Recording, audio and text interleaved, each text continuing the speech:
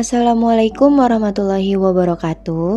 Halo, perkenalkan nama saya Ihdina Najisabilina dari kelas 12 IPS 1. Di video kali ini, saya ingin membahas tentang menghindari akhlak tercela. Sebelum masuk ke pembahasan, apa sih akhlak tercela itu? Jadi, akhlak tercela atau akhlakul mazmumah adalah tindakan atau golongan akhlak yang tidak dibenarkan oleh agama dan harus dihindari oleh manusia. Akhlak tercela dapat merugikan diri sendiri maupun orang lain yang ada di sekitarnya. Akhlak tercela atau perilaku yang buruk dalam ajaran Islam sangat dikecam karena dapat menjerumuskan manusia ke dalam kehancuran baik di dunia maupun di akhirat. Al-Quran dan hadis Rasulullah SAW menegaskan betapa pentingnya menghindari akhlak tercela seperti nifak atau kemunafikan, ghadab atau kemarahan berlebihan, dan sifat keras hati. Berikut ini saya akan menjelaskan lebih lanjut mengenai 3 akhlak tersebut dan bagaimana cara menghindarinya. Nifak. Nifak atau istilah lainnya adalah bermuka dua, berasal dari kata nafiko. Nifak secara etimologi berarti salah satu lubang tempat keluarnya yarbu atau hewan sejenis tikus dari sarangnya, di mana jika ia dicari dari lubang yang satu, maka ia akan keluar dari lubang yang lainnya. Sedangkan pengertian secara terminologi berarti menampakkan keislaman dan kebaikan di hadapan manusia tetapi menyembunyikan kekufuran dan kejahatan di dalam hatinya. Orang yang memiliki sifat itu berarti orang munafik. Ia memperkenalkan dirinya seorang muslim dan mengaku beriman, tapi secara batin ia adalah seorang kafir dan tidak memiliki keyakinan seperti apa yang diucapkannya di hadapan manusia. Contohnya seperti ada seseorang yang memuji temannya di depan orang lain, tetapi ketika orang tersebut tidak ada, ia akan mencela orang tersebut. Berikutnya ada macam-macam perilaku nifak. Yang pertama ada nifak kamali atau perbuatan. Nifak kamali termasuk salah satu nifak pada taraf kecil, yaitu melakukan sesuatu yang merupakan perbuatan orang-orang munafik, namun tetap ada iman di dalam hatinya. Nifak ini tidak membuat pelakunya keluar dari agama Islam. Tapi, jika perbuatan nifaknya banyak, maka akan bisa menjadi sebab terjerumusnya dia ke dalam nifak sesungguhnya. Berdasarkan sabda Nabi SAW yang artinya, ada 4 hal yang jika terdapat pada diri seseorang, maka ia menjadi seorang munafik sejati.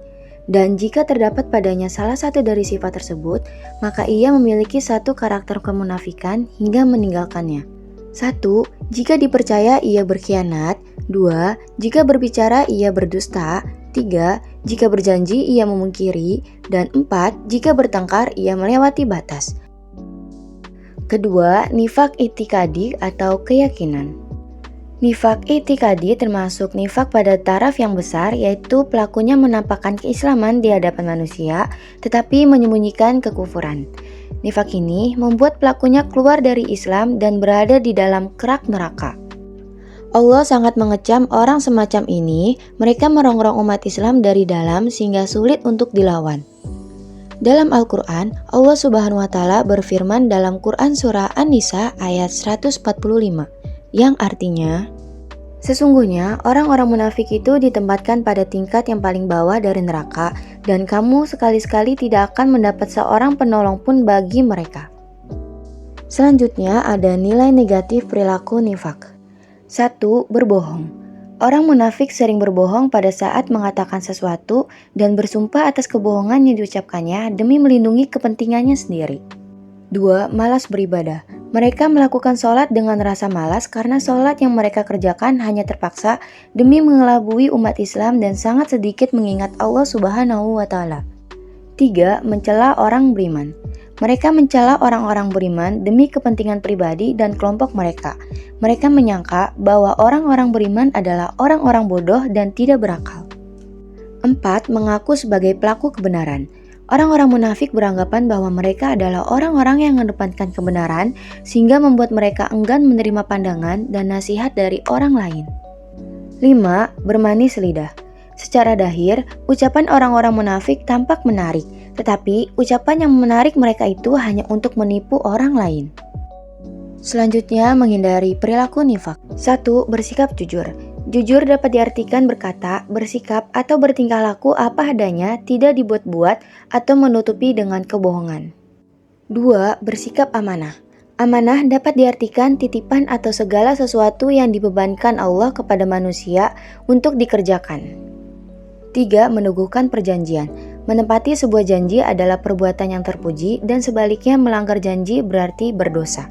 4. Mengembangkan rasa tanggung jawab.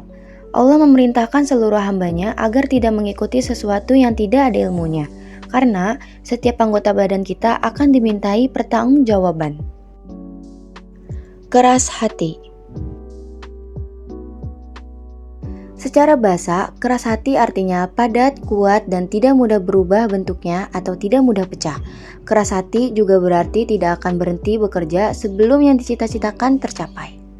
Secara istilah, keras hati dimaknai sebagai sikap teguh atas pandangan atau kegiatan yang tidak mau kompromi terhadap berbagai hal yang berada di luar keinginan ataupun harapannya. Berikut ciri-ciri orang yang keras hati. 1. Bermalas-malasan dalam mengerjakan kebaikan dan ketaatan serta meremehkan suatu kemaksiatan. 2. Tidak terpengaruh hatinya dengan ayat-ayat Al-Quran yang dibacakan. 3. Tidak terpengaruh hatinya dengan berbagai ujian, musibah, dan cobaan yang diberikan oleh Allah Azza wa Jalla. 4. Bertambahnya kecintaan terhadap dunia dan mendahulukannya di atas akhirat. 5. Bertambahnya dan meningkatnya kemaksiatan yang dilakukannya. 6. Tidak tenang hatinya dan selalu merasa gundah. Berikutnya, cara menghindari keras hati. 1. Beriman kepada Allah dan segala sesuatu yang harus diimani. 2. Melaksanakan ketaatan kepada Allah dan taat kepada Rasul-Nya. 3. Meninggalkan perbuatan dosa, maksiat, dan penyimpangan. 4. Banyak bertaubat dan beristighfar kepada Allah untuk menghapus dosa-dosa kita. 5. Merenungi maksud ayat-ayat Al-Quran dan hadis Nabi SAW. 6. Menanamkan perasaan takut kepada Allah dan berusaha untuk senantiasa menghadirkannya dimanapun. 7. Selalu introspeksi diri, memperbaiki diri, dan menjaga diri dari kesalahan yang pernah dilakukan di masa lalu. Ghodab. Ghodab adalah istilah yang berasal dari kata ghodiba yagdabu yang artinya marah, mengamuk, atau murka. Secara istilah, marah atau ghodab adalah emosi yang terjadi akibat ketidaksenangan terhadap suatu keadaan atau perilaku benci, dendam, dan iri terhadap seseorang yang diwujudkan dengan cara menyakiti atau melampiaskan emosi. Contohnya seperti saat marah merusak sesuatu yang ada di sekitarnya, marah ketika dihadapkan kemacetan, tidak bisa dikompromi, diskusi atau bicara baik-baik, dan lain sebagainya. Berikutnya, nilai negatif perilaku ghodab dibagi menjadi 2. Yang pertama ada sumber keburukan. 1. Keputusan dan tindakan orang marah cenderung menambah masalah bukan menyelesaikan masalah. 2. Pemarah menimbulkan kerusakan hubungan antara sesama manusia. 3. Pemarah dapat merusak keharmonisan keluarga.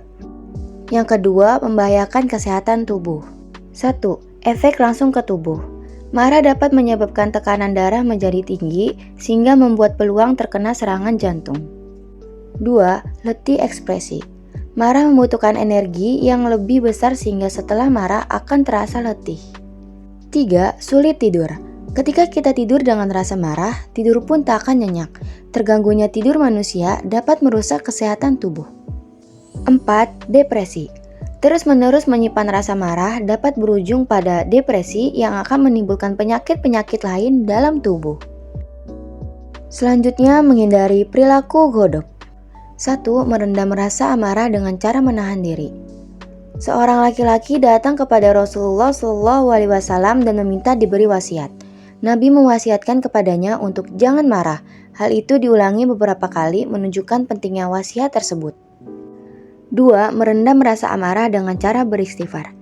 Istighfar adalah kalimat yang diucapkan untuk meminta ampun kepada Allah Subhanahu wa Ta'ala dengan tujuan menghapuskan dosa. Meskipun begitu, istighfar juga diamalkan untuk menahan nafsu marah yang menggebu. 3. Merendam rasa amarah dengan cara membaca ta'awuz. Membaca ta'awuz atau memohon perlindungan Allah dari godaan syaitan yang selalu membangkitkan amarah. Allah melalui syariatnya yang agung ini melindungi kita dari segala kelicikan dan keburukan-keburukan setan. 4. Merendam rasa amarah dengan cara berwudu. Apabila sedang marah, maka berwudulah, karena berwudu dengan air yang suci dan mensucikan akan membantu mensucikan semua tindakan yang kurang suci seperti kemarahan. 5. Merendam rasa amarah dengan cara merubah posisi. Merubah posisi dalam hal ini, jika kita sedang marah dalam keadaan berdiri, maka hendaklah kita duduk. Kalau tidak reda juga, maka hendaklah kita berbaring. 6. Merendam rasa amarah dengan cara berdiam diri. Diam merupakan obat yang sangat ampuh untuk merendam rasa marah, sebab orang-orang yang sedang marah biasanya suka mengeluarkan kata-kata kotor dan tidak baik. Ini disebabkan tidak terkontrolnya lisan karena dorongan nafsu setan yang kuat dari dalam dirinya. 7. Memberi maaf. Memberi maaf baik diminta atau tidak adalah sikap yang diperintahkan Allah Subhanahu wa Ta'ala. Allah memerintahkan kita untuk dapat memberikan maaf dengan tulus kepada sesama, selalu memberikan maaf dengan tulus ikhlas sehingga hubungan antara sesama manusia tetap terjaga. Kesimpulannya, akhlak tercela seperti nifak, godop, dan keras hati harus dihindari karena dapat mengantarkan manusia kepada kehancuran. Islam mengajarkan kita untuk senantiasa memperbaiki diri dan menjaga akhlak mulia dengan menanamkan keimanan yang tulus, mengendalikan amarah, dan melembutkan hati. Hal ini agar kita senantiasa mendapatkan keridhaan Allah dan hidup harmonis dalam masyarakat. Sekian pembahasan mengenai akhlak tercela dan cara menghindarinya. Semoga yang disampaikan dapat bermanfaat. Wassalamualaikum warahmatullahi wabarakatuh.